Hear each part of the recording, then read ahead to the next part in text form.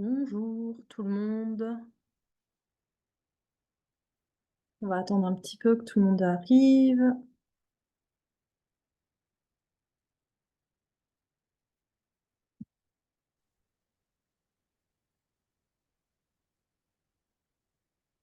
Voilà.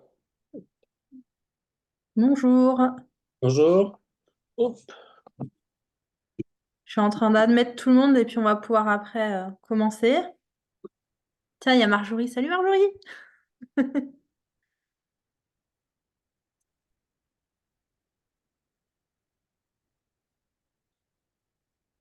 Bon, Bonjour à tous. bonjour Séverine. J'attends un petit peu que tout le monde arrive et puis après on y va. Bonjour. Je vous fais tout ça. Bonjour Mylène.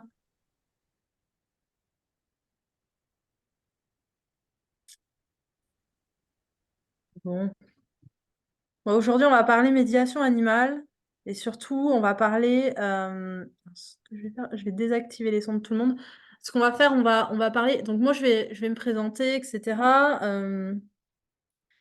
Bon, il y a Marjorie qui est une de mes élèves, donc elle sait comment je fonctionne. C'est-à-dire que moi, quand je fais des interventions comme ça, je n'ai jamais rien préparé. Donc là, j'ai rien préparé pour ce soir. On va vraiment.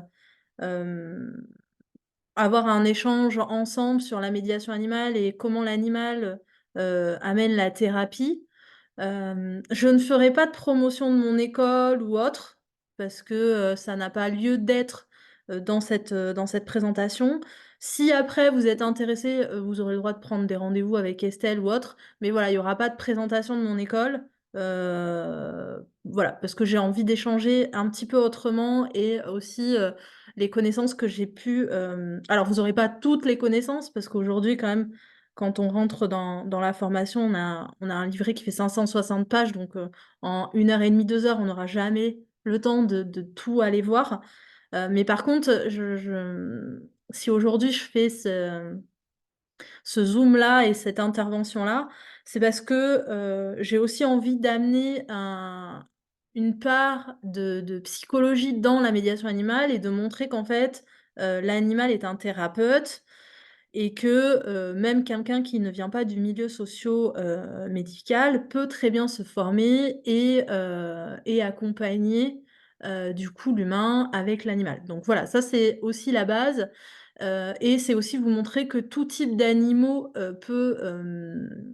peut du coup faire de la médiation animale parce que, ben, Marjorie a la chance d'être là ce soir et Marjorie travaille avec des phoques et des otaries et aujourd'hui on travaille ensemble pour pouvoir mettre des ateliers en fait, de médiation animale dans l'aquarium là où elle travaille.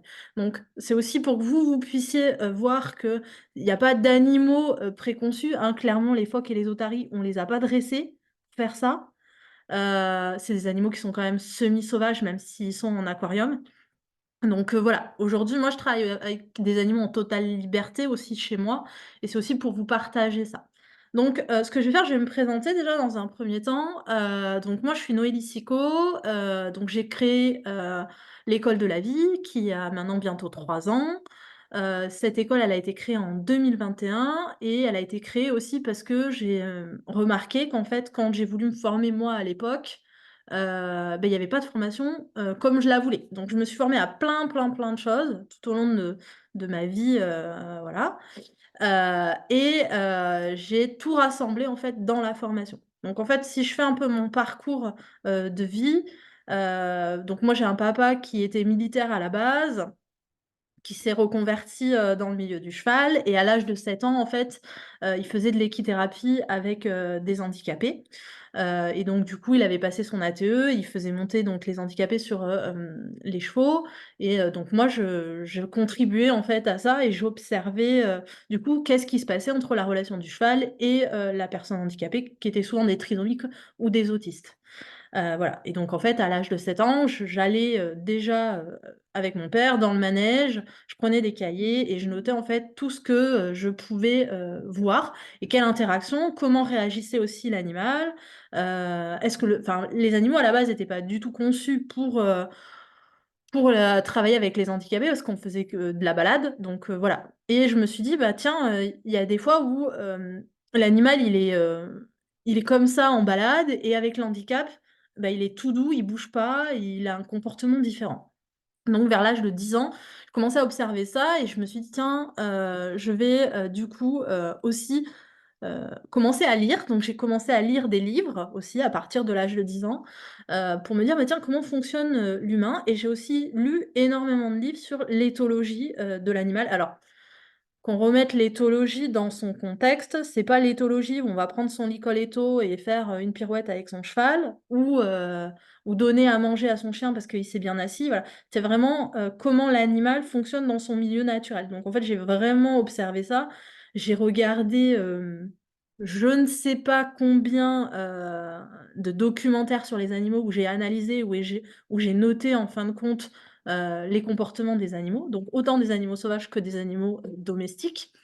Et j'ai fait ça en fait tout le long, de mon adolescence et j'ai travaillé aussi avec beaucoup, beaucoup de chevaux parce que, bah, mon papa, comme vous savez, il a une ferme équestre, donc je travaillais avec plein de chevaux. Et à l'époque du coup, j naturellement, j'ai décidé de me former dans le monde du cheval. Donc j'ai fait un BEP et un bac, dans le monde du cheval et j'ai fini après par travailler dans le monde des chevaux de course, où on allait chercher la performance du cheval, et j'ai passé 1 an au Portugal, responsable d'une écurie. Vers l'âge de 21 ans, mon dos, me dit: «Stop, Noélie, tu as fait, trop de sport, et donc du coup, tu ne peux plus monter à cheval», ce que me dit le médecin. Et là, mon monde s'effondre. Parce que pour vous expliquer un petit peu, moi j'étais une petite fille, très, sortie du monde social, c'est-à-dire que je ne parlais pas aux enfants de mon âge, cela ne m'intéressait absolument pas. Et en fait, quand j'étais dans la cour de récréation, j'avais toujours mes cahiers et les livres et j'étudiais en fait comment les enfants communiquaient entre eux. Voilà, donc c'était assez, comique. Donc j'ai des dizaines de cahiers sur le comportement humain et de comportement animal. Et donc du coup, j'avais pas du tout, quasiment pas de relations sociales. Moi, le soir, qu'est-ce que je faisais? Je posais mon sac, j'allais sur le dos de mon cheval, faire mes devoirs et voilà. Et j'étais pas forcément une bonne élève aussi. J'étais pas la première de ma classe et cetera. Et donc à l'âge de 21 ans, on me dit: «Tu ne peux plus monter à cheval», et tout mon monde s'effondre. Et une fois que mon monde s'est effondré, je me suis dit: «Maintenant je fais quoi?» Parce que je peux plus, en fait, j'avais plus le droit de faire de force, physique, en tous les cas, parce qu'il y avait des risques, en fait, au niveau de ma colonne vertébrale. Et du coup, le paradoxe a fait que j'ai choisi de partir en tant que commerciale en porte-à-porte. Donc au départ, ça a été très, très dur parce que, bah, il fallait aller taper aux portes et j'étais pas forcément, très à même de communiquer avec, le monde, humain. Mais en fait, après, j'ai fait 10 ans de commerce qui m'a permis d'analyser, en fait, les systèmes de vente, et comment, l'humain achetait. Et donc du coup, j'ai aussi analysé, en fait, toute la psychologie de l'humain qui est, l'amour, le pardon, la gratitude, comment on vend, et cetera à tout type de personnes. Autant à des personnes qui avaient les moyens que des personnes qui avaient pas les moyens.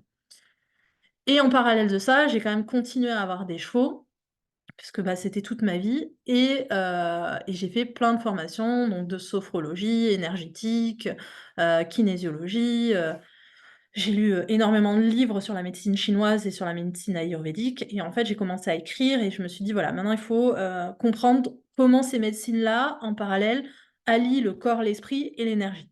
Donc, j'ai fait plein de choses et j'ai commencé à donner mes premières formations il y a à peu près, 6 ans, où c'était des modules sur la communication animale, comment fonctionne l'animal avec l'humain, des choses comme ça. Et donc il y a 3 ans, j'ai monté l'école. Donc voilà, ça c'est moi. J'ai oublié de dire aussi une chose qui est assez importante, c'est qu'à l'âge de 16 ans, j'ai un grave accident de cheval, et en fait, je meurs sur la table d'opération et donc je fais ce qu'on appelle une expérience de mort imminente. Donc après, on y croit pas, mais en tous les cas, voilà, j'avais cet aspect où tous, mes sens s'étaient ouverts et j'étais, du coup devenue, on peut dire «hypersensible» entre guillemets, où je recevais en fait plein, plein de choses des gens, je ressentais leur corps et cetera. Donc il a fallu que je m'adapte aussi à ça, et donc aujourd'hui, en fait, j'enseigne aussi ça, dans mon école où j'amène en fait les gens à comprendre chaque sens et comment on fonctionne en fait avec l'animal. Voilà. Donc voilà un peu mon parcours, et où c'est que j'en suis et pourquoi aujourd'hui j'ai envie aussi de vous, parler de tout ça et comment fonctionne l'animal et pourquoi aujourd'hui je dis que l'animal est un thérapeute. Parce que pour moi, c'est vraiment le cas. D'ailleurs, aujourd'hui, on voit combien il y a d'animaux de compagnie, chez nous. On en a tous minimum un, voire plus. Donc c'est pas pour rien, d'accord? Donc voilà. Hem, Tiens, on va faire un truc parce que ça c'est important pour moi et du coup, je répondrai aussi à vos questions. J'aimerais bien que vous mettiez dans le chat, ce que vous attendez en fait de ces 1 heure là qu'on va passer 1 heure et demie ensemble. Notez-moi comme ça me permet de voir moi de mon côté, comment je peux orienter, du coup ce dialogue, qui ne sera pas que moi bien sûr, parce que sinon c'est pas très intéressant. J'aime bien échanger. Vous avez le droit de mettre tout ce que vous voulez, hein. J'essaierai de répondre. S'il y a des choses que j'arrive pas à répondre, je chercherai, je vous donnerai la réponse après.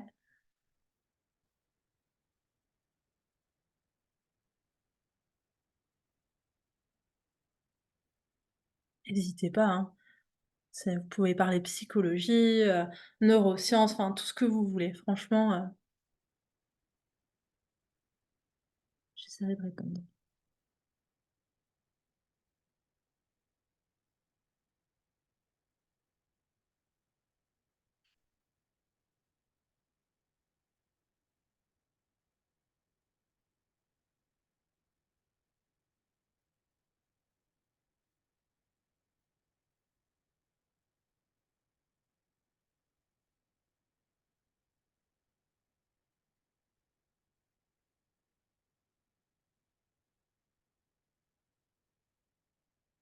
Alors,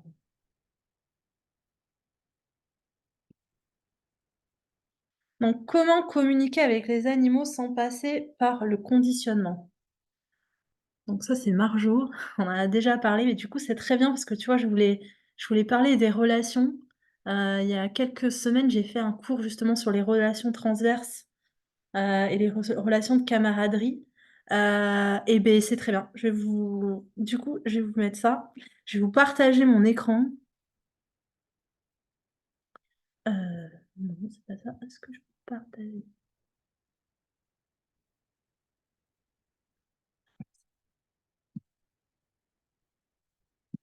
Tac. Hop. Normalement, vous devez voir mon écran là. Alors, attendez. Voilà. Si vous voyez mon écran, vous faites un pouce comme ça. Parce que OK, super. Donc là, moi, ce que je veux vous montrer, c'est qu'en fait, que ça soit, l'humain ou l'animal, il y a 2 façons de penser aujourd'hui dans les courants, psychologiques. Il y a ce qu'on appelle le courant, atiologique, qui est, l'aspect, Freud et Jung, d'accord? Qui lui, va nous amener sur, on a un passé, donc on est qui on est au présent. OK? Et après on a l'aspect, plutôt, téléologie, qui lui vient d'Adler, qui est un philosophe psychologue aussi, qui a un courant aussi, qui lui va nous amener plutôt dans: «C'est ton présent là, maintenant et qui tu veux devenir». OK? Ça veut dire quoi? Ça veut dire que ces 2 courants ne veulent pas dire qu'ils sont opposés. C'est 2 courants qu'on peut utiliser autant dans, l'animal, autant on peut l'utiliser avec les animaux qu'on peut l'utiliser avec les humains. OK? Sauf qu'il y en a un qui va être plutôt sur une forme déterminée, c'est-à-dire que ton passé, il est comme ça veut dire que tu es comme ça. OK? Et l'autre, il est plutôt sur tu as le pouvoir d'être qui tu veux, parce que tu es au présent là et ton futur, il est comme ça.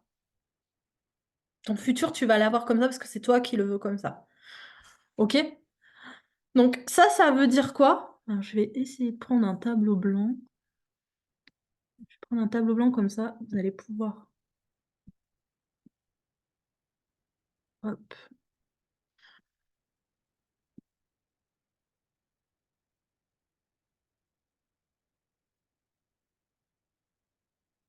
hop. Donc là, il y a un tableau blanc. Je vais juste vérifier. Ouais, c'est bon, ça marche. Donc ça veut dire quoi? Ça veut dire qu'aujourd'hui, au niveau des animaux, comment ça se passe? Il y a 2 façons de faire. Vous allez voir, il y a, hem Au niveau de l'éducation de l'animal, on a deux façons de faire et on a des façons après transverses. Ok. La première façon qu'on a, c'est celle qui est ici, où là, on va dire que l'animal, il a son passé qui est comme ça. Ok.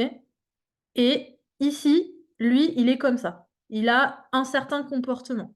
Ok. Donc, par exemple, si on a un animal qu'on a chiot, ok, cet animal-là, on le sociabilise pendant quelques mois. Ça veut dire qu'on l'emmène partout. On lui apprend rien, mais on le sociabilise. On l'emmène en voiture, on lui explique juste les règles de base, t'es à côté de moi, etc., etc. Mais on fait pas forcément une éducation comme quand on va dans un cours d'éducation canin, ok? Quand il arrive à 2-3 ans, il est sociabilisé, il connaît les bruits de son environnement, etc. Et donc, du coup, il a aussi lié un, un lien avec son humain. Ok. Donc ça veut dire qu'il n'aura pas de trauma, rien du tout, ou il a très peu de trauma, et du coup, il peut... c'est un animal, on va dire, qui est facile et qui peut, du coup, faire de la médiation animale assez facilement. Ok. Ce que Freud et Jung disent, ils disent que, en fait, si... Alors, bien sûr, c'est basé sur l'humain, mais pour l'animal, c'est exactement pareil. Freud et Jung, ils disent que, en fait, si par exemple ton animal il a un trauma, quand tu vas le récupérer pour faire de la médiation animale, il va avoir un certain comportement. D'accord? Donc soit il va avoir développé des tics, soit il va avoir développé de l'agressivité, soit il va avoir développé, enfin vous voyez, plein de choses. Pour moi, ça ne veut pas dire que notre animal, on ne peut pas l'utiliser en médiation animale. Mais si on reste avec la méthode Jung et puis Freud, dans ces cas-là, ça veut dire que l'animal est foutu et il a son passé, donc il aura tel comportement. Ok. Maintenant, moi, je vais travailler plutôt avec la méthode d'Adler, où je vais dire, mon animal, ok, il a un trauma, mais je ne vais pas y penser. Je vais juste avoir dans mon cerveau, étant moi, je vais juste me dire, il a telle ou telle chose et il a telle et telle réaction. Ok. Mais moi, mon animal, dans le présent et dans le futur, j'ai envie qu'il soit animal de médiation animale. Ok. Donc, ce que je vais faire, je vais commencer à travailler avec lui le lien et la confiance avec moi. Et je vais le sociabiliser à partir de maintenant. D'accord? Donc, moi, je peux vous raconter, j'ai eu une jument ici qui avait un gros trauma, c'est-à-dire que les humains lui avaient attaché les pattes avec du barbelé. D'accord? La jument, en fait, on lui a enlevé, elle avait des poulains. À 5 mois, on a enlevé les poulains. On l'a attachée, on lui a monté dessus d'une manière horrible. Et en fait, dès que l'humain l'attrapait, c'était pour la taper. Ok. Donc à un moment donné, en fait, la jument, elle s'est rebellée. Et quand elle arrivait dans le pré et que l'humain rentrait dans son pré, elle l'attaquait, elle le mordait, la gueule grande ouverte, elle aurait tué l'humain. D'accord? Et moi, quand je l'ai acheté au départ, je ne le savais pas parce que la propriétaire, son ancienne propriétaire, en fait, l'a shooté au tranquillisant parce qu'elle en avait peur.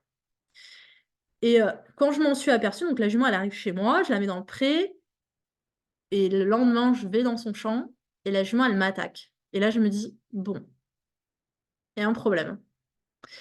Donc du coup, comme moi, j'avais fait communication animale, kinésio, etc., j'ai commencé à chercher en fait d'où ça pouvait venir, et surtout, j'ai observé la jument, et je me suis dit, à quel moment elle se sent agressée par rapport à moi. Et petit à petit, j'ai commencé à voir que elle se sentait agressée à telle ou telle distance. D'accord? C'est-à-dire que par exemple, si je me mets ici, ça c'était son pré. Si moi je commençais à arriver ici, elle commençait déjà à avoir des signes de je vais t'agresser parce que tu es trop près. Donc au début, j'ai commencé à être ici. Alors, je vous dis pas, c'est long, hein, la méthode Adler, quand on commence à travailler avec des animaux qui ont été traumatisés. Ok? C'est pas un truc rapide. La jument, moi j'ai mis 3 ans parce qu'aujourd'hui elle soit cheval de médiation. D'accord? Et en fait, petit à petit, je me suis rapprochée jusqu'à jusqu'à ce qu'elle m'accepte dans son pré et qu'on puisse travailler et la toucher. Ok? Ça a duré à peu près 6 mois, l'histoire. et j'y allais tous les jours et je passais des heures et des heures et des heures à côté de son champ. OK? Et aujourd'hui, donc après, voilà, il a fallu faire tout le travail de je te prends les pieds pour couper les pieds parce que les pieds étaient jamais faits, voilà, toutes ces choses-là. Et un chien, c'est exactement pareil. C'est-à-dire qu'un chien, et après, j'ai travaillé aussi avec tout l'aspect énergétique. C'est-à-dire qu'au début, parce que quand on travaille avec l'aspect énergétique et corporel, vous allez avoir un aspect énergétique qui va être par exemple comme ça. Donc vous savez, aujourd'hui, on a des couches énergétiques au niveau de notre corps. Ça, c'est prouvé scientifiquement, on peut les voir. Et vos couches énergétiques, avec la visualisation, vous pouvez les agrandir ou les réduire. D'accord? Donc du coup, au niveau des chevaux, moi, c'est ce que je fais. J'agrandis ou je réduis suivant comment l'animal il est agressif ou pas. Donc d'abord, j'ai travaillé comme ça. Et après, j'ai aussi travaillé ma posture. Moi, en tant qu'humaine, voilà, où bah, je me grandissais, j'étais droite, voilà, je lui disais non. Voilà, j'essayais aussi d'avoir moi comment je pouvais faire. J'avais quand même un stick dans la main de protection. Vous voyez, enfin, c'est un stick pour ceux qui savent pas et qui travaillent beaucoup avec les chiens. C'est un grand fouet, quoi, que je n'ai jamais utilisé, mais voilà, c'était en protection pour moi. Et en fait, petit à petit, je réduisais les barrières que moi je m'étais mis aussi pour pas qu'elle m'attaque. Dès qu'elle me faisait des signaux d'apaisement, hop, j'enlevais les barrières. Et si jamais elle revenait sur des signaux d'agression, je remettais des barrières. Vous voyez, et je faisais comme ça. En fait, j'ai fait comme ça se passe dans la nature. C'est-à-dire que dans la nature, un animal qui arrive dans un groupe, il va se faire accepter petit à petit. Il va observer le groupe et il va se faire accepter petit à petit. Ben là, j'ai fait pareil avec elle. Et Adler, il explique ça. C'est-à-dire que l'humain est capable de changer capable de changer si, dans le futur, on pense réellement que tout est possible. Ok? Bah, avec la jument, j'ai fait exactement pareil.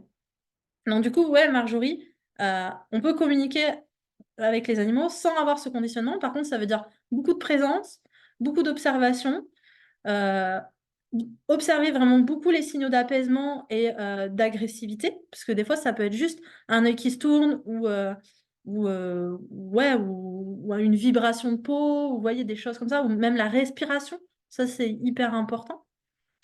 Et du coup, voilà, ça, c'est important de bien comprendre ça. Et c'est aussi entretenir ce qu'on appelle... Alors, je vais revenir, je vais enlever le tableau blanc. Je vais remettre... Non, je vais le faire avec le tableau blanc. Je vais continuer. Tableau blanc existant. Je vais remettre le tableau blanc.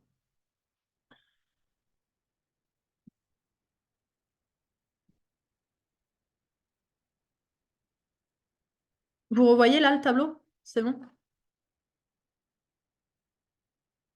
Vous voyez le tableau ou pas? Faites comme ça. Ok. Ce que vous allez faire, vous pouvez le bouger le tableau parce que je vais dessiner en bas. Ok? Vous pouvez le bouger vous sur votre truc.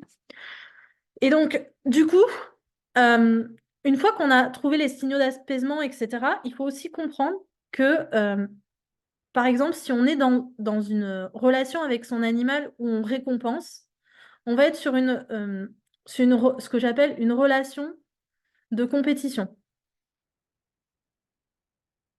Ok? Ça veut dire quoi? Ça veut dire que l'animal, dans sa tête, ou dans notre tête toute à nous en tant qu'humains, s'il fait quelque chose, on lui donne de la nourriture. Ok?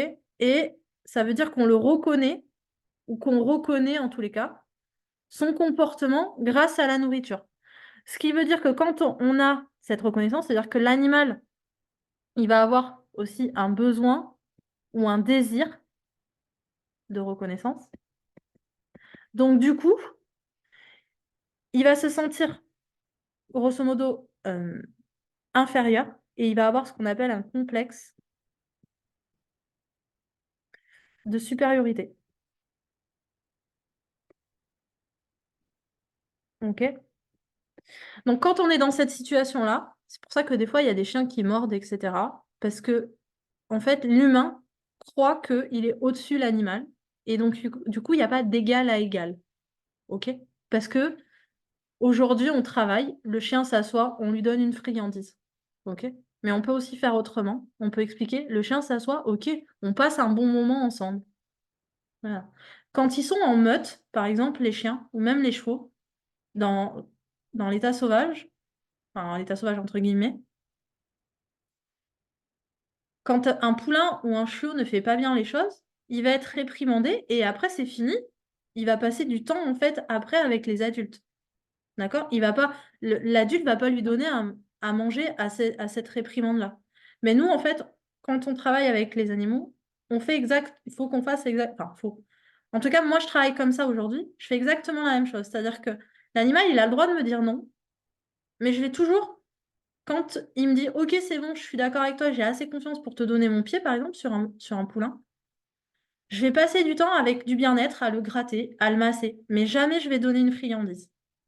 D'accord? Et il y a des fois où je vais y aller juste là avec eux et je vais avoir un état de présence, c'est-à-dire que je vais me mettre à les observer et je suis avec eux. Et souvent, c'est assez marrant, on voit que le troupeau s'organise autour de moi.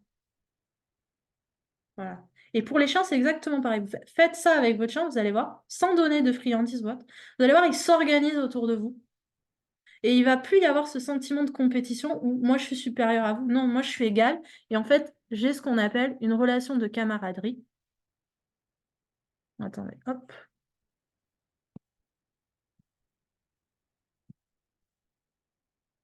Et dans cette relation de camaraderie, du coup, ça veut dire que tout le monde trouve sa place. Ça veut dire que moi, je suis à la place avec lui, et lui, il est à sa place aussi. Et oui, il y a un rôle. Alors, on va aussi parler de ça, de ces fonctions-là, parce que souvent, on n'a pas les bonnes dires là-dessus. Il y a aussi un rôle de dominant-dominé, mais chez les animaux, et normalement chez les humains aussi, le rôle de dominant-dominé, c'est pas quelqu'un qui est supérieur à l'autre. D'accord? Le rôle de dominant-dominé, ça veut dire que c'est celui qui va avoir accès à l'eau, à la nourriture en premier. D'accord? Et chez l'humain, normalement, c'est exactement la même chose. Sauf que nous, on a détourné les choses. On a expliqué qu'en fait, le rôle de dominant-dominé, c'est quelqu'un qui est supérieur à l'autre ou qui écrase les autres. Pour moi, c'est pas du tout ça. C'est surtout quand on écrase les autres, on est plus sur une relation de compétition. Là, ici, on a un écrasement. D'accord? Sur cette relation-là, on a un écrasement. Par contre, sur la relation où tout le monde a sa place, on n'a pas d'écrasement. Chacun va trouver sa place et chacun va être sur la même, sur le même, sur la même ligne, si vous voulez. Si vous observez en fait l'image que ça peut faire, si on prend la relation de compétition, on va être plutôt sur quelque chose de triangulaire, d'accord? Si on prend la relation de camaraderie, on va être sur quelque chose d'horizontal. C'est-à-dire que vous pouvez tourner autour de la personne et vous n'allez jamais voir la personne pareille, d'accord? Et ça veut dire que chacun a sa place. Donc l'animal de médiation animale, en tous les cas, moi je le vois comme ça et c'est comme ça que je travaille. Aujourd'hui, je travaille avec des animaux en 100% liberté, où j'amène les gens au milieu des chevaux et chacun trouve sa place. Alors c'est hyper dur pour l'humain, parce qu'aujourd'hui, on est vraiment dans une relation pyramidale dans notre société, et c'est ça qui nous est éduqué et qui nous est inculqué. Je dis pas que c'est bien ou que c'est mal, mais en tous les cas, c'est ça qui nous est inculqué, et c'est pour ça qu'aujourd'hui aussi, il y a des symptômes sur plein de choses, et qu'il y a des maladies, etc., etc. Parce que les gens n'arrivent pas à trouver leur place. Et moi, je le vois, hein. Sur mon école, tous les gens qui viennent à mon école, c'est des gens qui ont perdu un sens à leur vie. D'accord? Alors que moi, aujourd'hui, ce que je ramène, en fait, au niveau des animaux, c'est pour ça que pour moi, l'animal est thérapeute, parce qu'il nous ramène dans notre état grégaire, reptilien, de revient à quelque chose de camaraderie, où chacun a sa place et chacun a son rôle de leader et a une importance capitale dans ce qu'il fait. Et donc, du coup, bah là, on n'est plus, tu vois, Marjo, sur une communication où on donne à manger. Non, on va être sur, OK, tu as le droit de me dire non, parce que moi aussi, je te dis non des fois. Et on va essayer de trouver, en fait, un plan où on s'entend et où on a créé du lien. D'accord? Si je prends, moi, aujourd'hui, comment j'éduque mes animaux, alors, quand ils arrivent poulain chez moi, c'est hyper facile. C'est-à-dire que moi, déjà, j'attends que le poulain, il vienne à moi. Donc, ça veut dire que ça demande à peu près 6-8 mois.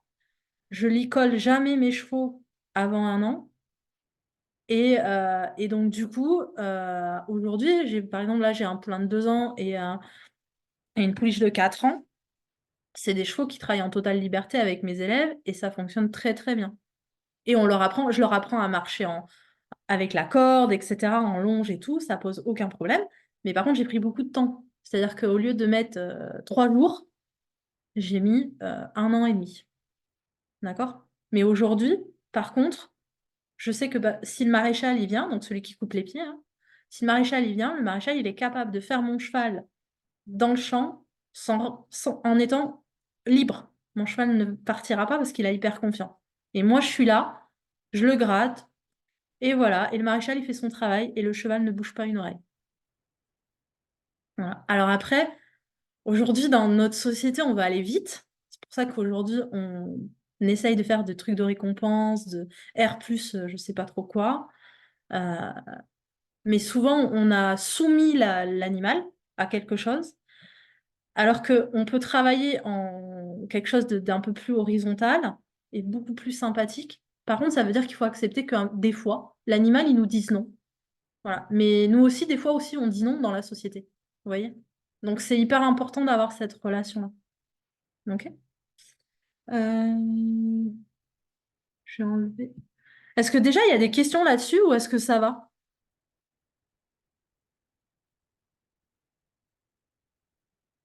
Allez-y, n'hésitez pas, hein.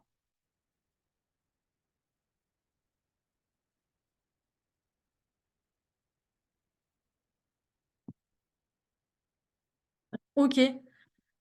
Du coup, Mylène, toi, ta question, c'était les signaux non verbaux. Donc, du coup, bah, j'en ai un peu parlé. Euh, ce qui est intéressant avec les signaux non verbaux, c'est vraiment observer. En fait, souvent, on nous donne des fiches et on vous dit, voilà, ça, c'est les signaux d'apaisement, débrouillez-vous avec ça. Sauf que si tu n'as pas observé un minimal ton animal, et pour moi, une observation, c'est minimum 2 heures tous les jours au début. Si tu n'as pas fait ça, tu peux pas connaître ton animal. Et c'est hyper compliqué. D'accord? Par exemple, je sais que souvent, les intervenants en médiation animale, ils ont des lapins. C'est bien, les lapins, des fois, ils sont en cage. Ils sont pas du tout dans leur milieu naturel. Un lapin, il a besoin de courir dans un jardin. D'accord? Donc, si on le met en cage, déjà, c'est hyper compliqué pour lui. Et puis, ils arrivent avec leur lapin, ils les mettent en EHPAD. Et puis, ah, ben, je comprends pas, le lapin, il a mordu. Bah ouais, mais tu n'as pas respecté non plus son budget temps de la journée. Donc, c'est pareil, je vais refaire un dessin. Vous allez voir, je fais des dessins tout le temps, hein. Moi, je suis une pro des dessins. Ils sont pas très beaux, faudrait que je m'améliore. Mais bon, voilà. Donc, l'animal, il a un budget temps. Donc, je vais vous le représenter. Non. Je vais vous le représenter en fait par un cercle. D'accord? Ça fait 24 heures. Ok? Je vais juste regarder un truc parce que. Attendez, je vais juste ouvrir mon chat. Il est en train de miauler. Allez, rentre. Oui. Donc, en fait, chaque animal, quand on les observe, aujourd'hui, on a fait ce qu'on appelle des budgétants. Budgétants, c'est en fait des éthologues, donc des gens qui observent le comportement des animaux dans la nature, et qui se sont aperçus qu'il y avait certains animaux, ils passaient tant de temps à dormir, tant de temps à manger, tant de temps à jouer, tant de temps, etc.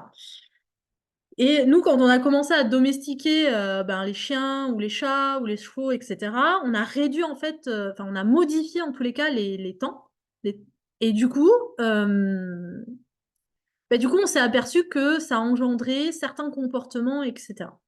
Donc déjà, avant de pouvoir observer les signaux d'apaisement, etc., il faut déjà comprendre que chaque animal a des besoins vitaux et aussi des besoins journaliers qu'il faut respecter. Je vais prendre un truc tout simple. Un chien, il a besoin de dormir et d'être au calme. D'accord? Donc en fait, vous allez voir, vous allez trouver des diagrammes comme ça. Oui, ben, c'est bon, Minette. Euh, et vous allez avoir des pourcentages. Donc le chien, grosso modo, il dort 16 heures par jour. D'accord? Il mange 2 à 3 heures par jour. Et le reste du temps, il joue, il va avoir des liens sociaux, etc., etc. D'accord? Ça, c'est le chien. Le cheval, il va être complètement différent. Le cheval, il va manger 16 heures par jour. Il va dormir à peu près 5 heures par jour, le cheval. Et il va avoir des liens sociaux et du déplacement, etc. les autres parties de son temps. OK? Pourquoi il y a cette différence-là? C'est que le cheval, c'est une proie. Ah, Minette. et que le chien, c'est un prédateur. OK? Donc voilà. Donc déjà si quand on sait ça, vous prenez, alors moi je parle beaucoup du cheval parce que je le connais très bien, et vous prenez un cheval dans un box 4x4 pendant 23 heures, bah, vous comprenez qu'à un moment donné, le cheval, il développe des comportements où il mord, il tape, il est pas sociable, et cetera. Parce qu'en plus, le cheval, il a besoin de beaucoup de social. Comme c'est une proie, il a besoin d'avoir un groupe social pour avoir des codes sociaux. D'accord? Le chien, c'est exactement pareil. Il vit en meute. D'accord? Le chat, lui, il est territorial. Donc le chat, il a pas forcément besoin, justement, de vivre en meute, et même bien au contraire, un chat, il préfère vivre tout seul parce qu'il a un territoire. OK? Donc voilà pourquoi aujourd'hui, il y a tous ces problèmes de comportement parce qu'on respecte pas, en fait, les besoins de l'animal. Donc déjà, dans un premier temps, je vous encourage, avant quoi que ce soit, et même avant d'aller faire de la médiation animale, c'est d'observer votre animal. Comment est mon animal? Alors bien sûr, on a aussi, nous en tant qu'humains, on a touché beaucoup aux animaux parce qu'aujourd'hui, il y a des chiens et des chats de race. On a sélectionné par rapport à des critères et cetera. Donc voilà, là vous voyez, ça c'est mon sacré de Birmanie. Le sacré de Birmanie, il aime pas être seul. Il aime avoir du monde, il suit les gens partout, il est pot de colle, il miaule. Enfin voilà, vous voyez, c'est un chat qui est moins territorial par exemple qu'un Maine Coon. Un Maine Coon, il va être très territorial. J'ai les 2 à la maison, hein. J'ai un sacré Birmanie et un Maine Coon. On n'est pas sur les mêmes. OK? Mais la Maine Coon arrive à partager son territoire, par exemple. Mais du coup, il faut du temps aussi pour qu'elle, elle partage son territoire. Donc il a fallu que je fasse une introduction, des 2 autres chats que j'avais, très doucement pour qu'elle, elle ne sente pas que son territoire soit pris. D'accord? Donc c'est aussi ça, les signaux importants à voir. C'est l'observation. Si vous connaissez pas vos animaux, vous allez pas savoir comment lui, il réagit parce que tel animal va réagir d'une certaine façon et un autre animal va se réagir d'une autre façon. D'accord? Est-ce qu'il y a du coup des attendez, je vais fermer le tableau blanc. Est-ce qu'il y a des questions là-dessus ou est-ce que ça va? Ah, celui c'est bon. Pas sur l'ordinateur.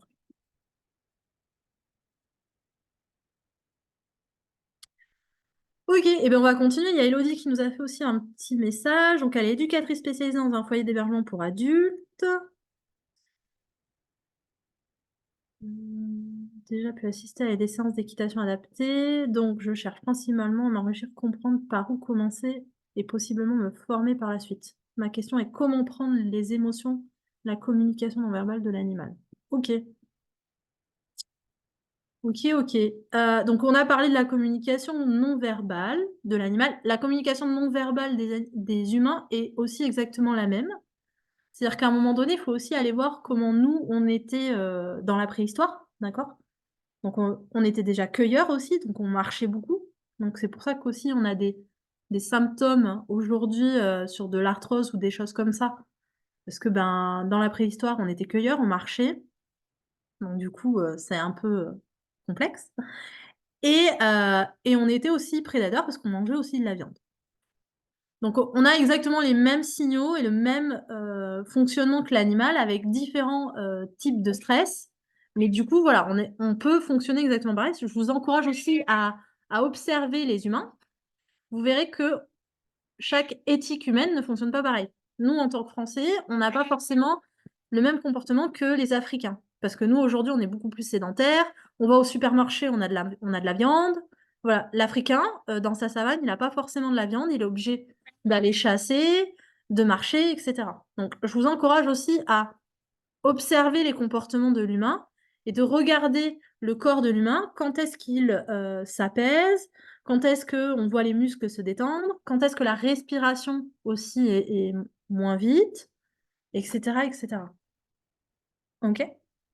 Et au niveau, des émotions, alors ça, c'est une très bonne question parce que, avec les animaux, on travaille beaucoup sur les émotions. En tous les cas bon, c'est bon. En tous les cas, on va travailler vraiment,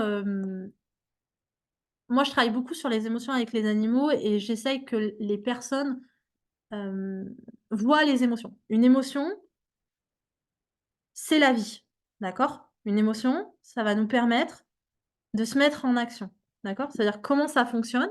On va déjà commencer par avoir une pensée, d'accord? Donc votre cerveau, il a des millions de pensées tous les jours. Ces pensées-là vont amener une émotion et cette émotion va amener une action, d'accord? Parce que quand on prend l'étymologie du mot émotion, c'est I, mot vert. I, c'est mettre et mot vert, c'est en action, OK? Donc l'émotion, elle nous permet de nous mettre en action, OK?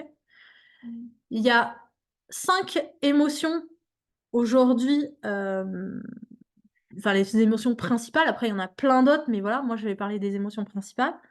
Il y a la peur, la tristesse, la joie, la colère et le dégoût. OK? Ces 5 émotions-là, elles sont reliées en médecine chinoise à 5 éléments. Donc je vais pas commencer à vous faire un cours sur les éléments chinois. Je vous mettrai un lien, j'ai un cours qui est, disponible gratuitement sur YouTube, sur, la médecine chinoise et les émotions et je vous le mettrai et vous verrez, il y a 1 heure et demie à peu près de cours, et en fait, vous verrez que chaque émotion est un élément et chaque élément, en fait, nourrit une émotion, et aussi chaque élément peut contrôler une émotion. Voilà. Ça, c'est de la médecine chinoise, c'est quelque chose que j'adore et je le travaille très, très, très souvent avec les personnes et les animaux parce que pour moi, c'est quelque chose de primordial. D'accord? Mais là, je vais pas vous faire un cours parce que si je pars dans ce cours-là, on en a pour 3 heures, donc on va éviter. Voilà, parce que je sais que j'ai enregistré un cours là-dessus et je l'ai mis en totale gratuité, donc je vous enverrai le lien. Du coup, quand on a les émotions, donc on sait qu'une émotion, c'est une action, sauf qu'aujourd'hui, dans notre vie, on a plein d'émotions et on nous a catégorisé aussi les émotions. Si vous prenez dans les 5 émotions que je vous ai données, souvent, il y en a 4 qu'on dit qu'elles sont pas bonnes à vivre et il y en a une qui est bonne à vivre. Donc la joie, elle est bonne à vivre parce que c'est cool, mais la peur, la colère, le dégoût et la tristesse, faut pas les vivre parce que c'est pas cool du tout. D'accord? Donc en fait, déjà quand on est né, on nous a expliqué ça. Plus ou moins. On catégorise et ouais, genre on met dans des cases. C'est ça. Et donc du coup, qu'est-ce qu'on fait quand on est enfant? Vous savez les fameuses, phrases à un garçon: «Mais tu as pas le droit de pleurer parce que tu es un garçon, tu as pas le droit d'être triste, faut que tu sois fort», machin et tout. Toutes ces choses-là ou «N'aie pas de dégoût, c'est pas possible», si la personne elle meurt, tu dois être triste, mais tu dois vivre ta tristesse très longtemps parce que sinon ça veut dire que tu aimais pas cette personne. Enfin, vous voyez toutes ces choses-là et du coup, notre corps, depuis qu'on est petit, on nous a catégorisé les choses et du coup, il y a des émotions qu'on a envie de vivre et d'autres qu'on n'a pas envie de vivre. Et quand on arrive avec les animaux, parce qu'eux, en fait, si vous voulez, ils ont gardé leur état naturel. C'est-à-dire qu'une émotion est égale à une action. Donc, cette émotion, est-ce qu'elle me met en danger? Oui, non. Si elle me met en danger, soit je fuis, soit je me fige et j'attaque. Et puis voilà, vous voyez? Nous, on fait pas du tout ça. Nous, quand on a une émotion, on dit: «Bon, bah, celle-là, je veux pas la vivre, donc je la mets de côté et celle-là, je veux la vivre parce que c'est la joie, donc c'est cool». D'accord? Donc qu'est-ce qui se passe dans notre corps quand on veut pas vivre les choses? Bah, l'émotion, elle va se cristalliser dans notre corps et du coup, on va empêcher que l'énergie passe et ça, vous verrez dans le cours, de la médecine chinoise, avec les émotions, ça explique vraiment bien ça. On va cristalliser, en fait, l'énergie de cette émotion dans notre corps et tout d'un coup, on va avoir des symptômes. C'est merveilleux. Aujourd'hui, on a fait quelque chose de bien. Alors je dis attention à tout ce que je vais dire, mais je suis pas contre la médecine d'aujourd'hui, mais la médecine d'aujourd'hui nous met des pansements, d'accord? Parce qu'on va pas du tout aller chercher l'émotion. Vous avez mal à la tête, vous prenez un Doliprane, c'est vachement sympa, sauf que ça traite pas du tout l'émotion qui vient amener ça, OK? Ça traite pas la base ou en tous les cas, on n'écoute pas le symptôme qui se passe dans notre corps, OK? Donc, qu'est-ce qui se passe en fait, quand on a, un symptôme ou une émotion? On va la cacher et on va prendre un médicament. Et quand c'est pas un symptôme moral ou physique, on va avoir des symptômes extérieurs qui vont être théologiques et relationnels. D'accord? Par exemple, bah, si on se dispute avec quelqu'un, bah, c'est aussi parce que nous, on n'est pas bien, parce qu'on a du stress, parce qu'on a ceci, parce qu'on a cela. Et quand on attrape, par exemple, des accidents, et cetera, c'est aussi des symptômes. Ça nous fait dire: «Regarde, là, ça va pas du tout. Regarde qu'est-ce qui se passe à l'intérieur de toi». Voilà. Et donc, du coup, on s'enferme un peu dans des choses, on met des médicaments, etc. On veut pas voir les choses. Et donc, du coup, on cristallise ces émotions-là. Quand on est avec l'animal, on revient à un état primitif où l'animal, il nous dit, mais regarde, là, il y a un truc qui va pas. Tu as une émotion qui est à l'intérieur de ton corps et tu veux pas la voir. Donc, qu'est-ce qui se passe? Si on schématise, vous avez l'animal qui est ici, vous êtes là, et vous êtes dans le même champ, en fait. Vous êtes à côté de lui. Et du coup, soit l'animal va vous amener de l'apaisement, parce que lui, du coup, avec le ronronnement ou le fait de le caresser, etc., dans votre corps, ça va libérer des hormones qui vont faire descendre le stress. Et du coup, c'est là où la personne qui accompagne va commencer à donner, à faire des questionnements, etc. Alors attention, moi, je travaille jamais en affirmation, je vais toujours questionner les gens aussi. Je préfère le dire.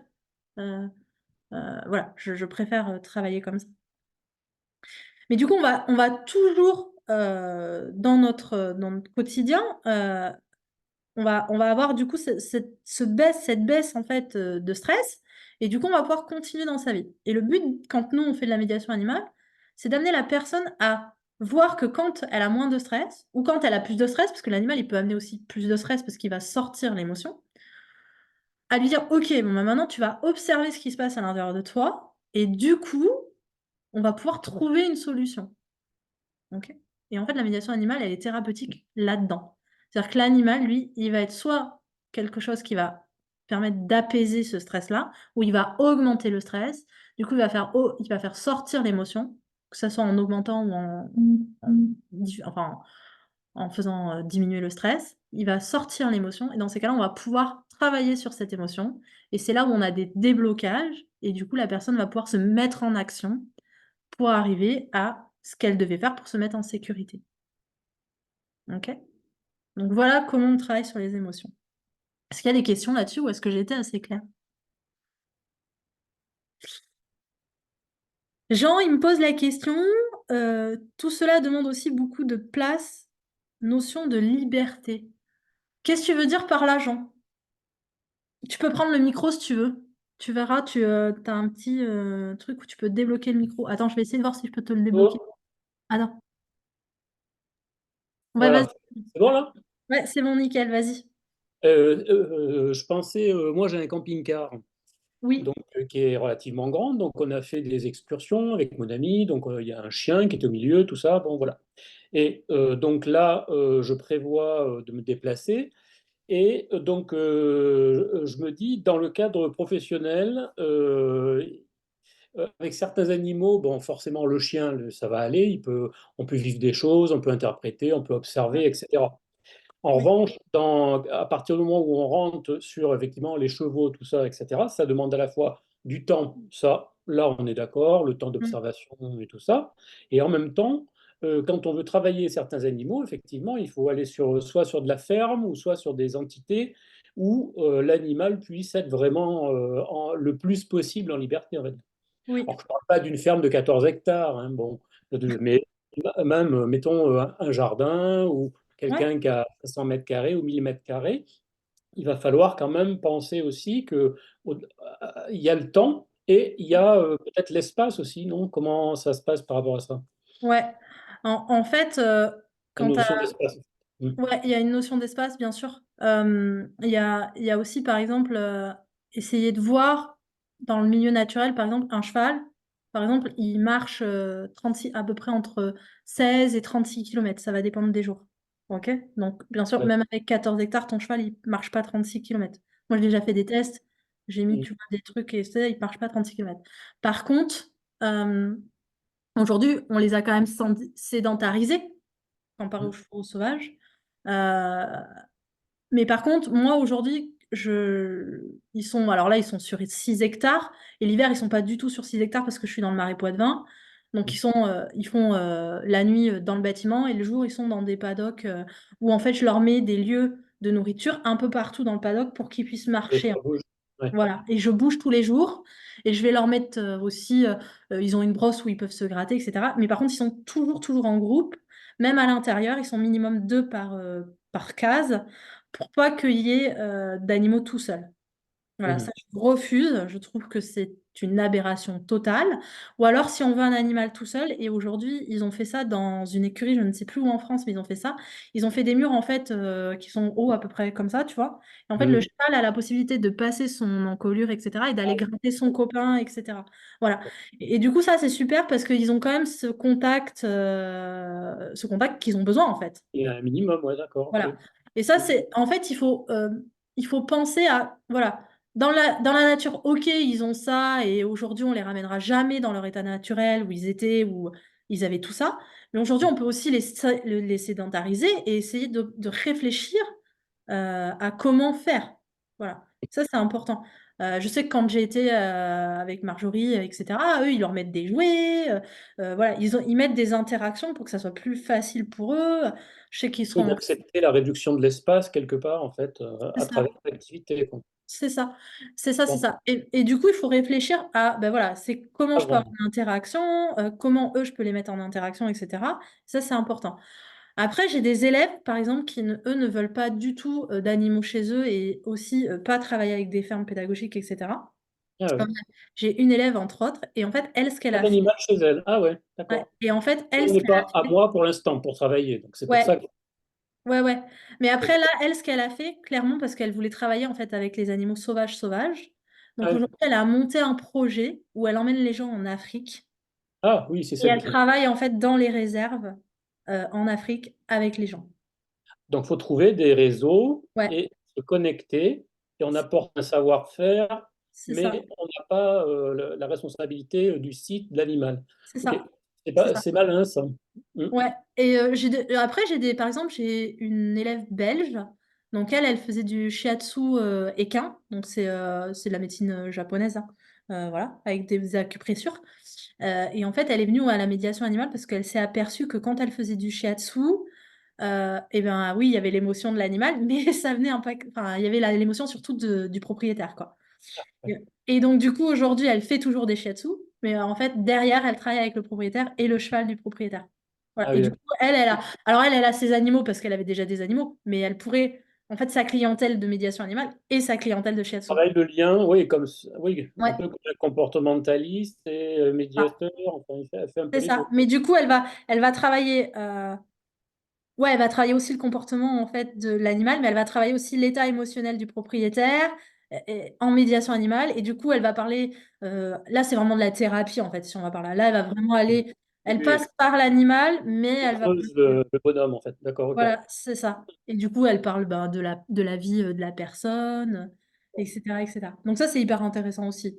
Le jeu, ouais. Ouais, ouais, Mm. ouais, ouais, très bien.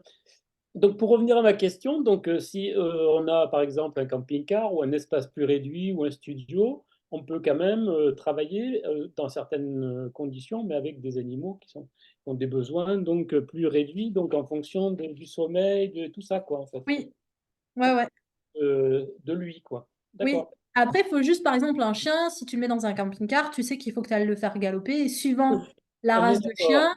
Oui, voilà. Tu on vois, s'arrête, on fait nos cinq c'est six ça. kilomètres et C'est basta. Il fait ouais. ses trucs. Ça, c'est tout à fait possible, hein. Il n'y a aucun problème, hein.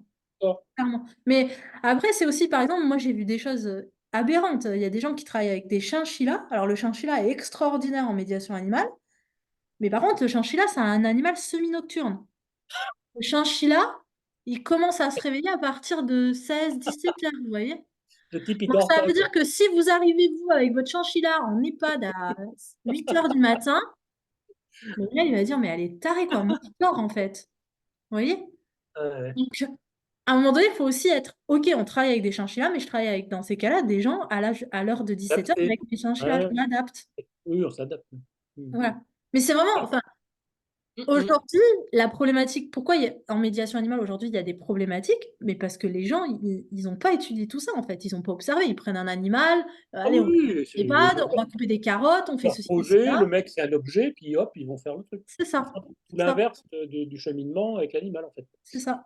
Moi, je D'accord. vous propose d'aller chercher un peu autrement. C'est-à-dire, OK, on va prendre. En fait, ce que je vous explique ce soir, c'est on prend la psychologie humaine, on la transvase à l'animal, et on va regarder comment ça se passe avec les animaux. OK, eux, ils sont à peu près équilibrés. Parce que quand ils sont dans quand on respecte leurs besoins, ils sont à peu près équilibrés. Bon. Voilà. Donc, comment nous, en respectant nos besoins et en travaillant avec l'animal, on peut être à peu près équilibré. Après, Voilà. j'ai une théorie assez innovante, alors mes élèves la connaissent bien, c'est que pour moi, tout est équilibre. D'accord? Oui, C'est-à-dire que l'humain, même si il est dans la plus mauvaise année de sa vie, oui. il est en équilibre. Mhm. Voilà. Et du coup, avec l'animal, on va juste arriver à lui faire prendre conscience Oui. de regarde, Par, en fait, t'es en équilibre, mais juste t'as pas pris conscience en fait de par là où rapport à t'es. ce qu'il peut faire. Oui, oui, voilà. C'est ça. Oui, C'est oui. ça.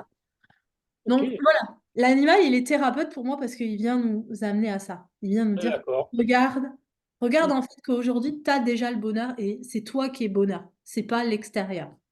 Mhm. Oui, il faut recentrer. Oui. Mhm. C'est ça, Mhm. c'est ça. Mais voilà, en médiation animale, aujourd'hui, on n'a pas beaucoup cet aspect-là. Bien souvent, on va plutôt vers du bien-être. Moi, je suis OK qu'on a le vers du bien-être, je trouve ça super bien dans les maisons de retraite, etc. Mais Ouais. moi, on peut aller encore plus loin. D'accord? On peut vraiment aller chercher cet état de thérapie où on dit à la personne, mais regarde, là, en fait, tu as déjà ça. C'est juste Mhm. toi qui vois pas et qui prends pas conscience de tout ce que tu as déjà aujourd'hui à l'heure actuelle. Parce que clairement, si on prend aujourd'hui en France, ok, on n'est pas en Afrique, on n'est pas en Ukraine ou ailleurs, on peut tous manger, on peut tous boire, on a tous un toit sur la tête. Enfin, ça va, tout va bien, hein. Voilà. Donc voilà, à un moment donné, il faut aussi remettre les choses en La ordre. perspective. Ouais. Mhm. Voilà, c'est ça. Ok, Voilà. Merci Jean, c'était sympa. ça va, merci. Séverine, qu'est-ce que tu veux dire par de la naturopathie animale? Parce que la naturopathie, normalement, c'est soigner l'animal par les plantes et par, du coup, enfin, voilà, par la nature, quoi. Oui, je voulais parler parce qu'à un moment donné, tu parlais par rapport à l'identité, en fait, face à entre l'humain et l'animal. Et je faisais référence à l'effet miroir. Souvent, quand l'animal ne va pas bien, c'est parce que bah, l'humain ne va pas bien également. Voilà, c'est surtout par rapport à ça, je voulais faire référence. Parce qu'on soigne, on ne traite pas que l'animal en naturopathie, Ouais, on traite aussi malheureusement l'humain. ouais, ouais, bah oui, oui, ça. L'animal est notre miroir et voilà, ça, c'est sûr. Mais par exemple, là, moi, je vois quand je travaille avec mes animaux, euh, il y a des animaux qui me font des choses, qui ont des comportements qui n'ont jamais, jamais, jamais quand moi je suis toute seule. Voilà. Ouais, c'est Donc, ça. enfin, Ce qu'on appelle j'ai- effet. ouais, moi j'ai une jument, par exemple, jamais elle se couche à côté des humains, quoi. Pour elle, elle n'est pas du tout en sécurité. Et par contre, l'autre jour, j'ai travaillé avec une de mes élèves, elle est arrivée, elle a bousculé, elle s'est couchée à côté d'elle. Et voilà, et là j'ai dit, waouh, là on va travailler quelque chose. Là, je savais qu'on allait travailler un gros truc, on a travaillé vraiment un gros truc. La jument, elle est venue, elle a bousculé. Et voilà. Après aussi, en médiation animale, il faut accepter que l'animal, il a le bousculé l'humain, vous voyez. Mhm. Enfin, moi, ça m'est arrivé que le cheval, il est arrivé, il bouscule la personne, et puis moi, je questionne, la personne, elle veut pas voir les choses, l'animal, il va aller appuyer là où il va lui dire, oh, là, regarde, quoi, observe, en fait, là, t'as juste, c'est sous ton nez. Voilà. Et il faut aussi accepter ça. Souvent, on a trop peur de l'accident. Moi, j'ai jamais eu d'accident. Jamais, jamais, jamais. Jamais. J'ai eu un pied écrasé, mais c'était pas grave. Mais voilà, j'ai jamais eu de grave accident, quoi. Jamais. Mais l'animal, il va aller bousculer, il va aller dire, allez, vas-y, là, Je voilà. sais. Ouais, vas-y, tu regardes, là, si tu viens là, c'est pas pour rien, quoi. Après, j'ai un concept qui est un petit peu particulier, c'est-à-dire que moi, je vais travailler beaucoup avec la respiration au niveau de l'humain. C'est-à-dire que je vais faire des respirations à côté de l'animal avec l'humain pour que lui, il ressente son corps et aller trouver les symptômes dans son corps. Parce que bien souvent, en fait, les gens n'écoutent pas du tout leur corps. Ils sont complètement dissociés de leur corps. D'accord? Donc moi, je vais aller bosser en respiration, leur dire, vas-y, respire. Voilà, on va aller travailler, observe tes pieds, qu'est-ce qui se passe? Est-ce qu'à droite, à gauche, c'est bien? Est-ce que tu es bien équilibré, etc. Remonte au niveau de tes jambes, remonte au niveau de ton bassin, au niveau de l'estomac, est-ce que tu as des picotements, des choses comme ça? Et en fait, petit à petit, il va commencer à décomposer que bah, il a des symptômes qu'il ne voit pas forcément parce qu'il n'en a pas pris conscience. Et après, on va travailler avec ces symptômes, avec des questionnements, où au lieu d'être dans le mental, je vais lui dire, non, mais écoute avec ton cœur, qu'est-ce qui se passe à l'intérieur de toi? Est-ce qu'aujourd'hui, ta vie, elle te plaît? Qu'est-ce qui te plaît pas dans ta vie? Voilà, pourquoi ça te plaît pas? qu'est-ce qui a fait que tu as pris cette décision-là, vous voyez? Et je vais toujours aller dans le questionnement, parce que pour moi, c'est hyper important. Il faut savoir que le cerveau, il est programmé à, tu as une question, il te répond. Mais il va jamais aller chercher plus loin. Donc des fois, il faut poser plusieurs fois la question. Et des fois, il faut poser 7 fois la question avant d'avoir la véritable réponse profonde de la personne. Ça, c'est de la psychologie. Voilà. Donc du coup, moi, j'aime bien travailler avec de la psychologie. L'animal, c'est pareil. L'animal, quand vous lui apprenez quelque chose, si vous l'apprenez une fois, il va pas comprendre. Il va dire, bah, je sais pas ce que tu me demandes, en fait. Moi, je comprends rien à ce que tu me parles. Moi, j'ai un autre dictionnaire, pas du tout le tien. Voilà. Mais si vous lui répétez les choses tout le temps et que vous le grattez ou que vous faisiez de la présence avec lui, à un moment donné, il va se dire, ah, mais attends, je suis hyper confortable quand elle me fait ça. En plus, elle en a besoin parce que ça lui permet de couper mes pieds, etc. L'animal, au bout d'un moment donné, il va dire, vas-y, c'est bon, bah, fais-le, je sais que je suis bien, et machin, et voilà. Et en fait, cette psychologie-là de répétition et d'apprentissage, elle est importante. Mais un animal aussi, il a un cerveau d'apprentissage comme l'humain. C'est-à-dire qu'un Mm. animal, si vous lui apprenez à 3 jours, il n'est pas capable d'apprendre parce que son cerveau, il n'est pas assez mature. Vous voyez? Un humain, il a son cerveau d'apprentissage à partir de l'âge de 6, 7 ans. Quand on rentre au CP, c'est pas pour rien qu'on apprend la lecture au CP. Ça veut pas dire qu'on ne peut pas l'apprendre avant. Ça veut juste dire qu'on a la maturité pour l'apprendre à 6, 7 ans.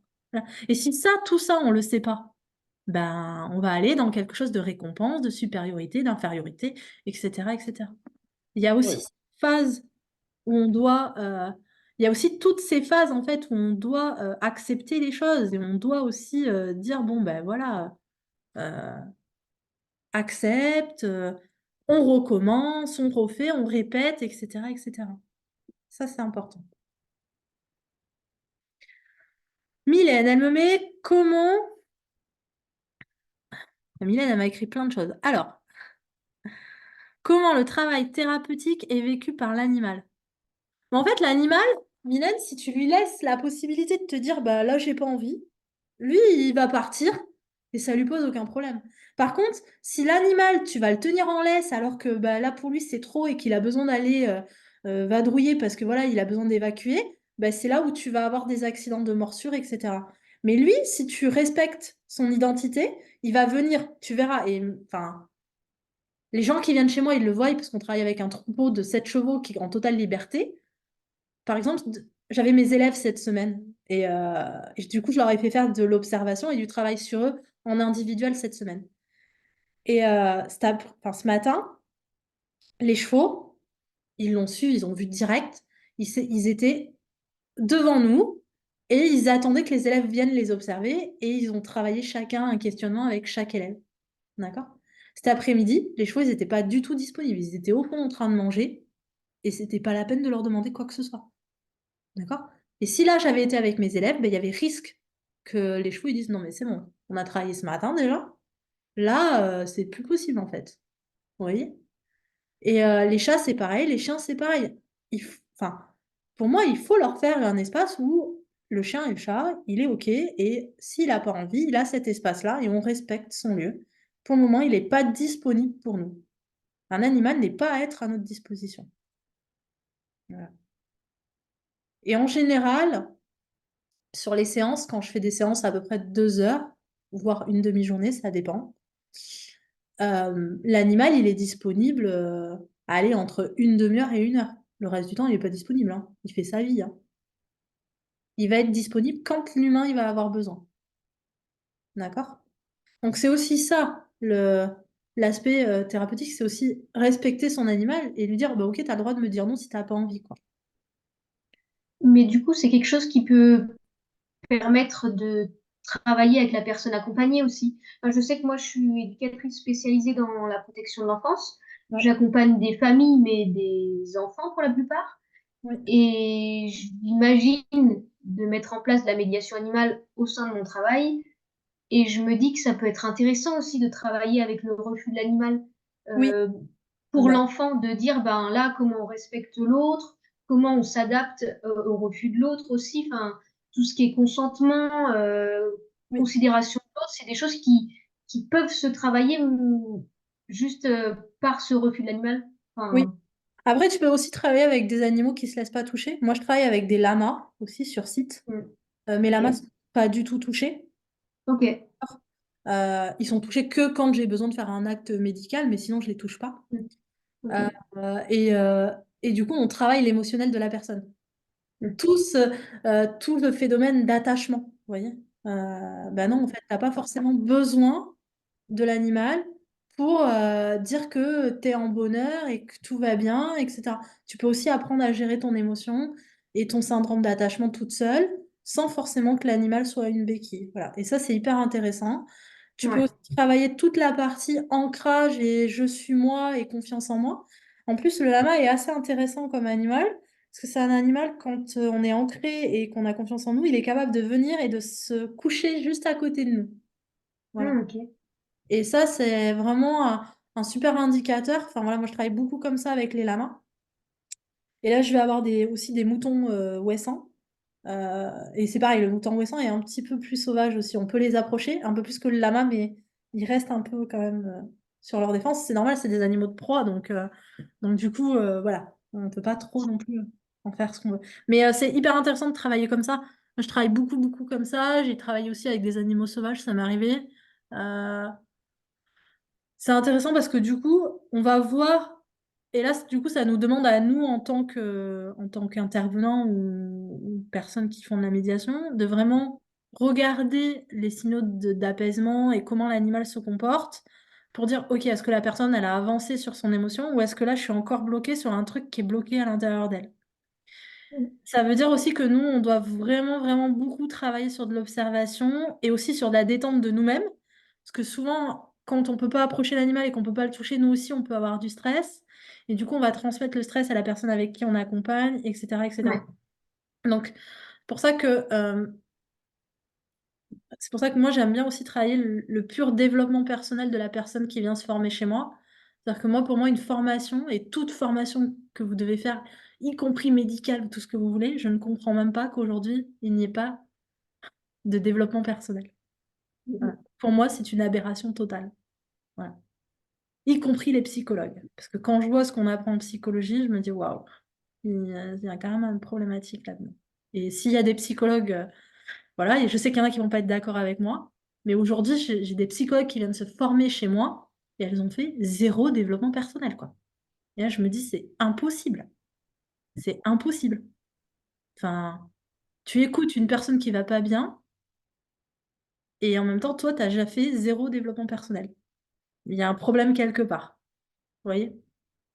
Donc, euh, donc voilà. C'est, pour moi, quand on travaille avec l'animal et qu'on travaille avec l'humain, il y a plusieurs étapes. La première, c'est développement personnel. D'accord? Ça, c'est se connaître, connaître son système de fonctionnement, comment je fonctionne, pourquoi j'ai cette blessure, comment est mon passé et qu'est-ce que ça peut impacter sur mon présent, ou qu'est-ce que j'ai envie d'être plus tard et comment je vais impacter mon futur aussi. Ça, c'est d'une importance capitale. Après, il y a apprendre la psychologie de l'humain, qui va avec le développement personnel, bien sûr, et apprendre la psychologie de l'animal. C'est-à-dire qu'aujourd'hui, on dit que la médiation animale, c'est de l'ordre médical. Ouais, sauf que quelqu'un qui a fait du médical, il connaît pas l'animal, hein. Il a jamais observé un cheval, jamais observé un lama, jamais observé un chien. Ah, il a un chien chez lui, voilà, alléluia, mais il sait pas ses besoins. Donc il y a un petit problème là-dedans, dans l'équation. Voilà. Et en plus, souvent, il emmène son chien au cabinet tous les jours. Et le chien, il a jamais de repos. Voilà, donc il y a un petit problème là-dedans. Et la troisième chose, c'est apprendre que quand on fait de la médiation animale, bien souvent, on est entrepreneur. Ou en tous les cas, enfin, aujourd'hui, c'est pas un métier qui est reconnu juridiquement parlant. Donc, bien souvent, bah, on monte son entreprise et voilà. Ou alors après, voilà, on essaye de monter des projets. Et quand on monte un projet ou quand on monte une entreprise, eh ben, il faut avoir aussi et se dire que ça peut être long et que rien n'est acquis et que ben on n'a pas de salaire à la fin du mois et que ce salaire-là, il faut se le construire par soi-même. Vous voyez? Ou alors, il faut trouver une structure qui est capable de nous donner un salaire, mais ça veut dire qu'aussi, on respecte d'avoir un salaire, par exemple, d'éducateur spécialisé, etc., où on va travailler avec un animal, mais que la reconnaissance du métier, pour le moment, elle n'y est pas. Donc, on ne sait pas les grilles de salaire, on ne sait pas tout ça. Vous voyez? Et c'est ça qu'il faut aussi comprendre. Parce qu'aujourd'hui, je vois trop d'intervenants en médiation animale qui montent leur entreprise très vite et qui n'ont pas tout cet aspect-là, qui n'ont pas fait de développement sur eux, qui n'ont pas fait tout ça. Et du coup, ils se cassent la gueule, quoi, parce qu'ils font payer 30 balles une prestation à une EHPAD, et puis qu'en fait, ils font 50 000 prestations, qu'ils n'ont pas assez d'animaux, etc., etc. Et au final, il y a des accidents, et au final, ils ne gagnent pas leur vie. Et ça marche pas, vous voyez? Voilà. Et je vois après d'autres personnes, comme des gens qui sont libéraux ou autres, qui emmènent des animaux dans leur cabinet et qui font pas le nécessaire, qui n'ont pas étudié l'animal. Donc du coup, pour moi, le plus important, c'est aussi d'étudier l'animal, d'étudier la psychologie, et aussi d'étudier ce qu'on a envie d'avoir et de faire. Vous voyez, la personne dans mon école qui travaille avec les animaux sauvages, elle avait envie de faire ça. Je veux dire, elle a pas envie d'avoir un chien chez elle. Pour elle, c'est une aberration d'avoir un chien chez elle. Et c'est OK, je suis OK avec ça, moi. Vous voyez? Et si je prends Marjorie, elle a envie de faire de la médiation avec ses phoques et ses otaries. Vous voyez? Voilà. Elle a pas envie de faire de la médiation avec un perroquet, ça lui parle pas du tout. Et c'est OK. Donc il faut aussi, heu, pour moi, la médiation, c'est une passion, c'est, heu, c'est quelque chose que il faut aimer l'humain, il faut aimer l'animal, et il faut surtout pas se dire: «Bah, je vais gagner de l'argent parce que voilà». Oui, on peut gagner de l'argent, ça enfin voilà, moi aujourd'hui, mon école, elle gagne très bien, je vais très bien, j'ai une très belle structure. Mais aussi, je remets tout le temps en question ce que je fais. Je continue à travailler sur moi, je continue à observer les animaux, je continue à développer ce que j'ai envie de faire, et cetera, vous voyez? Et c'est ça aussi qu'il faut se dire. Se dire que quand on rentre dans ce métier-là, le truc, il est pas figé, quoi. On va pas aller, au boulot, rentrer et pas avoir d'inconvénients. Voilà, et ça, faut bien en avoir conscience. Donc c'est pour ça aussi que je voulais faire cette intervention, et cetera. Parce qu'aujourd'hui, on met la médiation animale pas comme il se devrait, je dirais. Voilà. On dit que c'est les soignants, c'est les machins, ouais, pourquoi pas, mais il y a aussi plein de gens. Moi, aujourd'hui, j'ai des gens qui travaillaient, qui ont fait 30 ans de banque, et ils sont, tout autant légitimes de faire de la médiation animale que quelqu'un qui a fait, 30 ans, d'infirmière, quoi. Vous voyez? Donc voilà. Mais par contre, ça passe aussi par des phases. Ça veut dire, ça passe par son propre développement personnel, ça passe par connaître la psychologie de l'humain et de l'animal, et surtout, ça passe par pratiquer. Si on n'a pas pratiqué, qu'on n'a pas expérimenté, qu'on fait pas d'observation, on peut pas devenir, intervenant en médiation animale, c'est pas possible. OK. Est-ce qu'il y a des questions?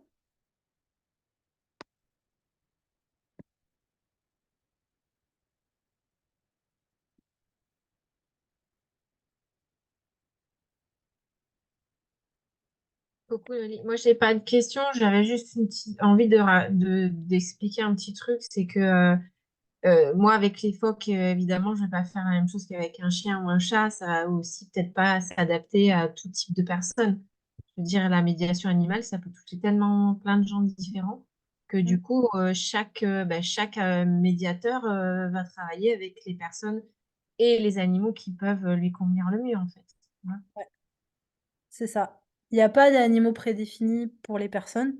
Ça va être votre sensibilité aussi, c'est vrai, et tu as raison, Marjorie, de le dire. Heu C'est-à-dire qu'il y a des gens qui vont aimer, travailler avec les petits animaux, il y en a d'autres qui vont aimer travailler avec les gros animaux, et c'est OK. Il y a des gens qui vont travailler avec des chevaux, d'autres avec des chiens, des chats, et ça aussi, ça se découvre, par rapport à ce que vous avez envie d'être et de faire.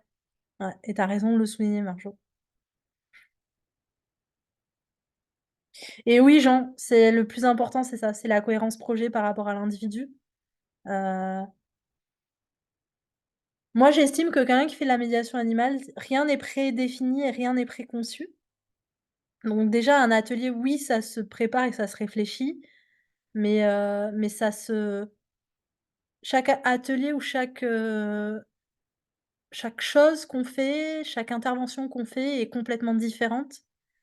Chaque humain est différent, et surtout, il faut avoir cette notion de se remettre en question et de toujours avoir le doute de soi, surtout quand on est accompagnant. Parce qu'on n'est pas dans la tête des gens, et qu'on peut avoir, par exemple, hem, vu un schéma de fonctionnement, mais qui peut être totalement un autre schéma de fonctionnement parce qu'on sait pas le passé de la personne et on connaît pas les pensées des gens, on n'est pas médium, on n'est pas voyant, on n'a pas de boule de cristal. Ce que la personne elle a dans sa tête, on sait pas et même elle, des fois, elle le sait pas. Donc voilà. Par contre, l'animal, lui, il est capable de détecter plein de signaux de l'humain et du coup, on peut vraiment leur faire confiance, sur ces choses-là et c'est pour ça que, ouais, dans ce que je fais aujourd'hui, j'ai allié beaucoup d'outils, mais chaque personne prend ses outils. Vous voyez, je vois, j'ai des élèves qui utilisent aujourd'hui de la kinésio, d'autres qui utilisent de la com animale, d'autres qui vont utiliser de la communication non violente. Aujourd'hui, je pense que je vous donne tout, quasiment tous les courants de pensée parce que, ben, je vais voir un peu partout, que ça soit les courants de pensée, de Osho, Freud, Jung, Adler, enfin moi c'est mon délire, j'adore ça donc je lis des bouquins tout le temps et je retranscris, des cours là-dessus. Hem, voilà et je prends autant la loi d'équilibre que la loi du bien et du mal. Pour moi, il y a pas de vérité. Il y a la vérité que la personne, elle s'est faite et l'animal vient lui montrer la vérité qu'elle s'est faite et après elle a le droit de changer, voilà. Parce qu'aujourd'hui, on sait très bien qu'au niveau génétique, dans notre ADN, on peut modifier 70 de notre ADN et quand on sait ça, ben, on se dit: «Bah, c'est génial, en fait. Je peux tout modifier toute ma vie, quoi». Voilà. Donc en fait, l'animal, il vient nous aider à ça.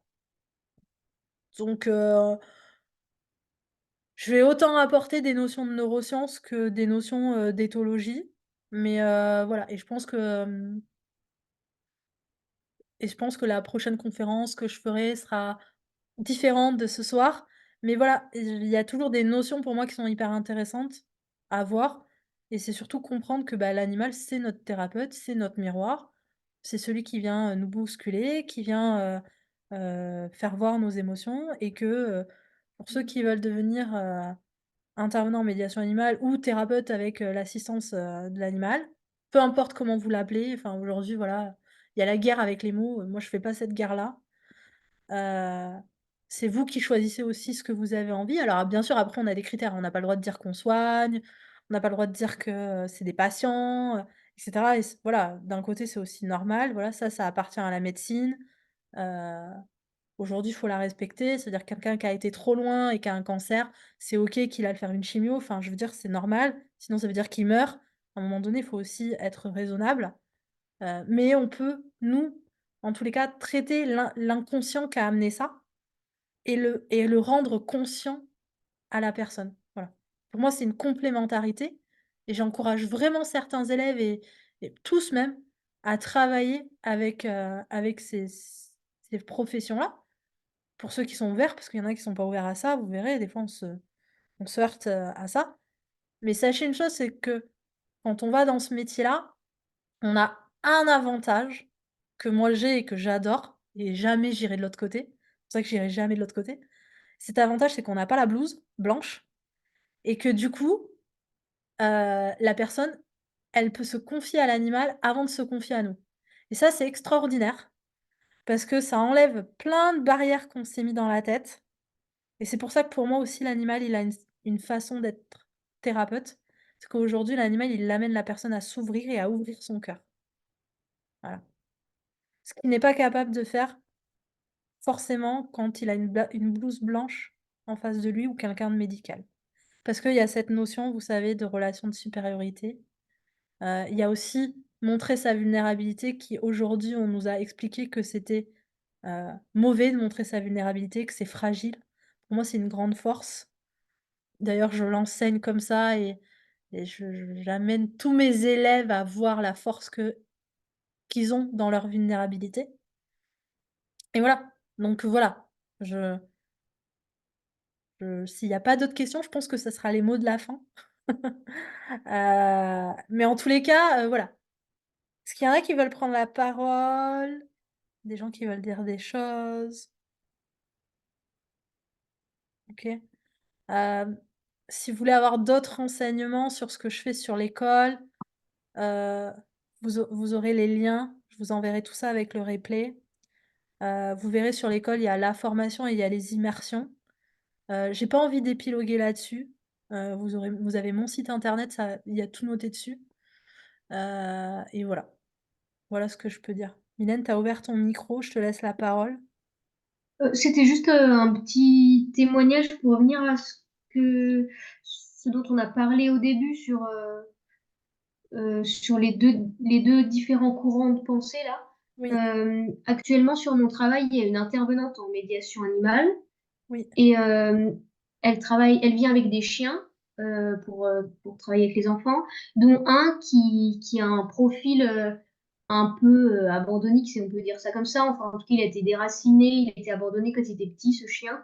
Et comme quoi, avec les traumas, il peut se passer aussi plein de belles choses. C'est que bah, la plupart des enfants, enfin, tous les enfants ont des profils différents dans la séance, mais les enfants qui ont un profil similaire à ce chien dans leur parcours de vie, avant même de connaître finalement l'histoire du chien, ont pu créer une connexion, ont instinctivement choisi ce chien-là pour travailler. Et c'est assez beau à voir de se dire qu'en fait, avec le parcours de chacun, finalement, on peut s'aider, enfin, que ce soit un animal, un humain, et c'est hyper chouette à voir, en fait. oui. C'était juste ce petit partage. Ouais, ouais, ouais, mais je partage totalement, tu vois, la jument que je parlais. Donc aujourd'hui, elle est chez une de mes élèves parce que l'école était beaucoup trop pour elle. Voilà, parce Mm. que moi, j'ai formé ouais, en même pas 3 ans, entre un peu plus de 100-110 élèves. Donc, elle a vu beaucoup de personnes et ça devenait compliqué pour elle, ça lui amenait du stress, qu'il fallait qu'elle s'adapte, à chaque personne et cetera. C'était créer du lien et cetera. Donc aujourd'hui, elle est chez une de mes élèves qui travaille avec, avec des handicapés mais du coup, c'est tout le temps le même groupe, donc pour elle, ça lui va bien. Et en plus, elle travaille avec une seule personne en particulier, dans Mm. ce Ouais. groupe-là, donc du coup, ça lui va très, très bien. Et du coup et ouais, cette jument, en fait, faut savoir que quand elle travaillait avec mes élèves, elle travaillait tout le temps avec des personnes qui avaient été, soit inceste, soit viol. Voilà. Parce que, ben, l'humain avait quand même fait plus ou moins ça quand même chez elle. Donc voilà. Mais oui, oui, les animaux traumatisés, déjà l'animal a pas de n'en veut jamais à l'humain parce que, bah, après ils reviennent quasiment tous quand on prend le temps.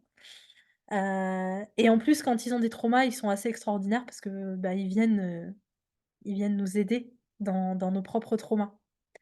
Donc voilà, ouais, ouais, c'est super beau et ça nous permet de voir beaucoup de choses avec eux. Mais merci pour ton témoignage, c'est super. Bon, ben, j'espère que ça vous a plu. Je vous enverrai tout ça, je sais pas si je le fais ce soir ou si je le fais demain, ça va dépendre de moi. Mais voilà, vous allez avoir le replay, vous allez avoir, le lien du site, vous aurez aussi un lien où vous pouvez, prendre rendez-vous avec Estelle qui pourra échanger avec vous et cetera sur votre projet. Pas d'inquiétude, si jamais vous voulez venir, il y a pas besoin d'avoir un projet défini, ça on le travaille ensemble. Quand je forme les gens, je les forme sur 2 ans et je les lâche pas dans la nature, loin de là en plus. Et après si vous voulez échanger avec moi, il y a pas de souci, je reste sur les réseaux sociaux et je vais aussi parce que là, c'est ce que j'ai fait, alors je pense qu'il y en a qui ont dû le voir, il y en a qui l'ont pas, mais j'offre aujourd'hui, mon livre en PDF et en e-book. Alors vous l'aurez pas en papier parce qu'en papier, voilà, il y a l'édition mais vous pouvez l'acheter sur Amazon parce que je l'ai auto-édité et donc mon livre, c'est tout mon parcours avec, des séances aussi de médiation que j'ai fait et que j'ai retranscrit dans mon livre. Donc je vous l'offre, vous pourrez le lire, comme ça librement, sur votre tablette ou sur votre ordinateur. Et donc voilà, je vous laisse ça. Je vous préviens, quand vous commencez le livre, en général, vous l'arrêtez pas. J'ai plein de personnes qui m'envoient des messages qui me disent: «Mais ton livre, on l'a lu en une traite».